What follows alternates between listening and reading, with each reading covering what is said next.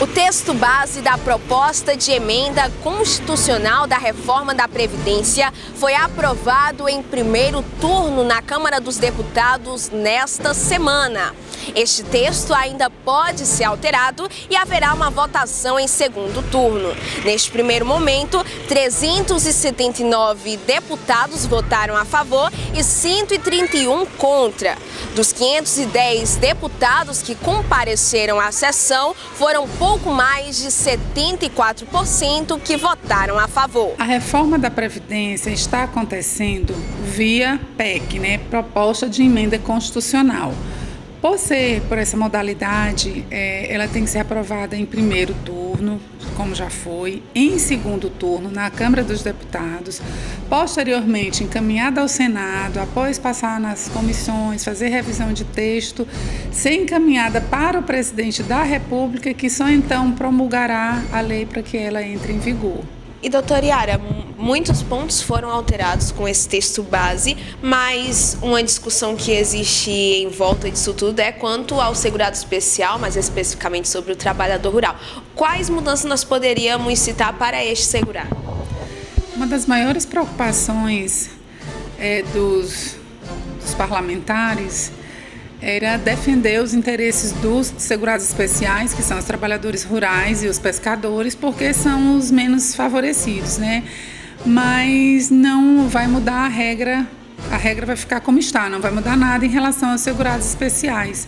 Que na nossa região aqui, eu acho que a maior parte dos benefícios que são concedidos são para segurados especiais. A gente, aqui na nossa região, tem muito pouco segurado urbano. Infelizmente, as pessoas não se preocupam muito com a aposentadoria futura. Em relação à idade, tempo de contribuição?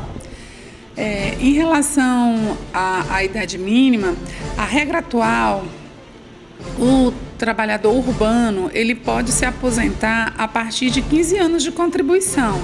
Lógico que com 15 anos de contribuição ele não terá uma aposentadoria com 100% do salário de contribuição, mas a partir da reforma aprovada é a partir de 20 anos, a idade mínima, o tempo de contribuição mínimo para requerer uma aposentadoria, e a idade 65 anos. Qual seria o setor mais atingido com essa reforma? Os trabalhadores urbanos. Quando se refere a trabalhador urbano que trabalha em atividade especial, que seja atividades insalubres ou como a classe dos professores, continua sendo 25 anos. Isso não alterou.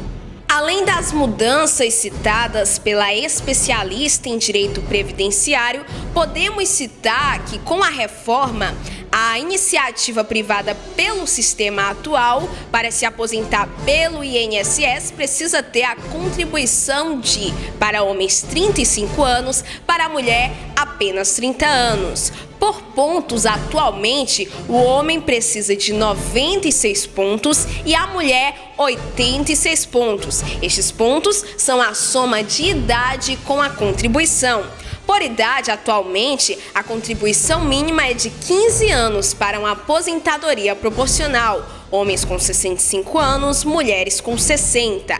Servidores públicos, a idade mínima atualmente do homem é 60 anos, da mulher 55 anos, com tempo de contribuição de 35 e 30 anos, respectivamente. O tempo de serviço é de 10 anos e de 5 anos no cargo. Após a reforma, serão as mesmas regras de aposentadoria para o setor público e para o setor privado. O tempo de contribuição da iniciativa privada para o homem será 20 anos, mulher 15 anos. Servidor público, homem e mulher, 25 anos. Em casos especiais de aposentadoria, além dos trabalhadores rurais, podemos citar também políticos. Hoje, o homem se aposenta com 60 anos e a mulher também. Após a reforma, esses parlamentares terão que se aposentar também com a idade mínima de o homem com 65 anos, a mulher com 62. Professores, hoje no setor privado, contribuem de 25 anos anos para mulheres e 30 anos homens, sem idade mínima. No setor público, 50 anos de idade para mulheres com 25 anos de contribuição e 55 anos para homens, mais 30 anos de contribuição. Após a reforma, a idade mínima caiu para 57 anos no caso de mulheres e ficou em 60 anos para os homens. O tempo de contribuição permanece em 25 anos para homens e mulheres. Outra coisa bastante polêmica é a alíquota progressiva de contribuição, que também muda com a reforma. Hoje, a alíquota é de 8% a 11%. Após a reforma, de acordo com a faixa salarial, ficará entre 7,5% a 11,68% no INSS. Para os servidores públicos, hoje, pagam a alíquota de 11% sobre o salário bruto. Os estados e municípios cobram alíquotas diferenciadas. Após a reforma, essa alíquota deve ir até os 22% com salário acima de R$ 39 mil. Alguns pontos polêmicos da reforma também podem ser citados, como o benefício de prestação continuada. Hoje, idosos com 65 anos ou mais e deficientes têm o direito a um salário mínimo mensal, desde que comprovem condição de miserabilidade. Após a reforma, a regra atual deve ser mantida de pagamento do salário mínimo a idosos acima de 65 anos e deficientes, mas ficará estabelecido na Constituição o pagamento condicionado aos que têm renda mensal per capita inferior a 1/4 do salário mínimo. Na pensão por morte, hoje no regime próprio, que é o regime de servidores públicos, 100% até o teto do regime geral de previdência social e mais 70% da parcela que superar o teto. No regime geral, para a iniciativa privada, 100% do benefício respeitado o limite do teto. Após a reforma da Previdência, prevê a criação de uma cota familiar de 50% e o restante será distribuído entre dependentes na proporção de 10% para cada um até o limite de 100%. Também deve mudar a contribuição social sobre o lucro líquido. Hoje, a cobrança de 15% de contribuição é feita a todas as instituições financeiras, exceto B3, que é a Bolsa de Valores. Após a reforma, prevê a elevação da alíquota para 20% a grandes e médios bancos, mas não vai atingir bolsas de valores, FIIs e corretoras. Apesar das mudanças feitas no texto original da reforma da Previdência para que fosse aprovado na Câmara dos Deputados em primeiro turno, na votação do segundo turno ainda podem haver novas alterações.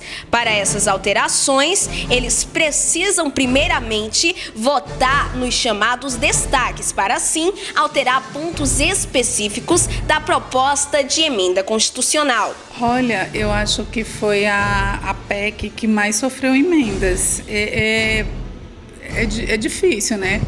Você vê a dificuldade que o governo teve para aprovar, apesar de ter sido aprovada com uma margem um pouco, digamos, folgada, mas ele teve muita dificuldade em conversar com o Congresso para chegar a esse consenso.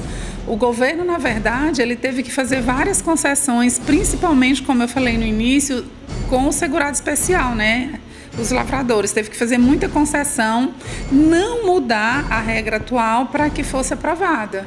A proposta inicial do governo, ao meu ver, é muito nociva para os trabalhadores.